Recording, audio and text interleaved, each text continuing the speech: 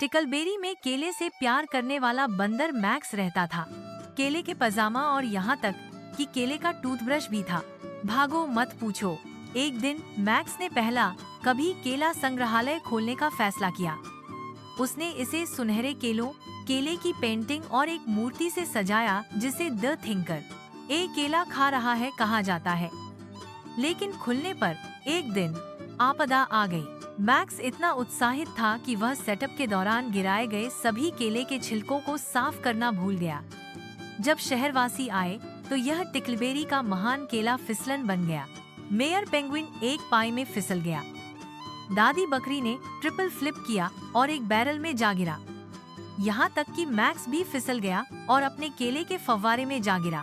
सब लोग रुक गए, फिर हौसी में फूट पड़े। उस दिन से मैक्स ने अपने संग्रहालय का नाम बदल दिया, the banana slip and laugh palace. अब कॉमेडी शो और केले के स्मूदी की सुविधा के साथ। और मैक्स, उसने आखिरकार कूड़ेदान का उपयोग करना शुरू कर दिया। अच्छा, कभी कभी